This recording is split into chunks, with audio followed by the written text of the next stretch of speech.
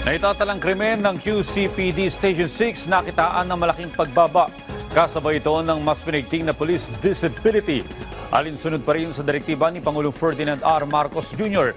May report si J.M. Pineda. Wala pang alas 6 ng umaga, nagsimula ng araw ng mga tauhan ng Quezon City Police District sa Station 6 o Batasan Police Station, kung saan parte ito ng pagtitiyak sa kaligtasan ng publiko sa bawat komunidad. Naghahanda sila para sa deployment plan at kung sino ang nakatoka sa mga lugar na kadalasan pinupuntahan ng mga tao. Dito rin ay tinitiyak ng tropa na may mga pulis na pwedeng lapitan ng publiko kung sakaling may mga emergency situation. Alinsunod rin yan sa direktiba ni Pangulong Ferdinand Marcos Jr. na paigtingin pa ang police visibility sa bawat sulok ng bansa at dapat makita ang presensya ng PNP para maramdaman ng publiko na sila ay ligtas. Pagdating po nila doon, dapat on time, nandoon na sila sa kanya-kanyang post, ay mag-turnover sila ng mga equipment at mga instructions galing sa higher headquarters. And making sure na ma-maximize nila yung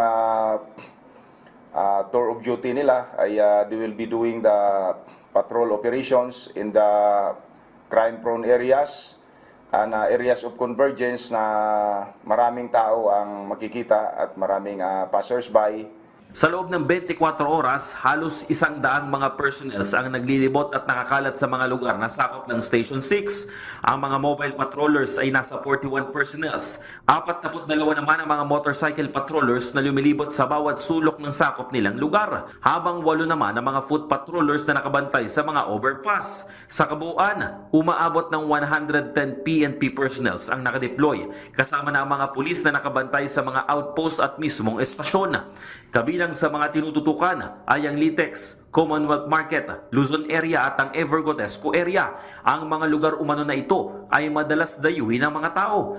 Nakabantay din umano ang mga PNP personnel ng Station 6 sa mga lugar na may mga reported stabbing cases at iba pang mga focus crimes.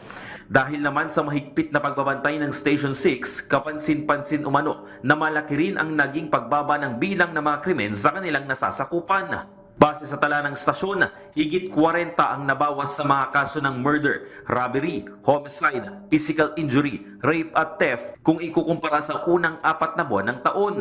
Since na-launch yung recalibrated, intensified police visibility in NCRPO, ay for the whole month of May ay wala na mga nangyaring shooting incident dito sa ating EOR, and significantly ay talagang nakikita natin na bumaba ang ating crime statistics.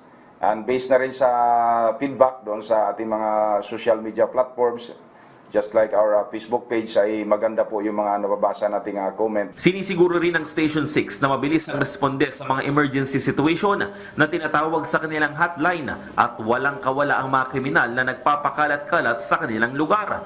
Ikinatuwa naman ng ilang mga residente ang pagpapaigting pa ng pambansang pulisya. Maganda sa akin, ano yung loob mo na hindi ka maluloko. Yung mga pag lumalakad ka sa kalsada, tiwala ka sa sarili mo dahil may mga may mga visibility ng mga pulis eh. Mas panatag ka.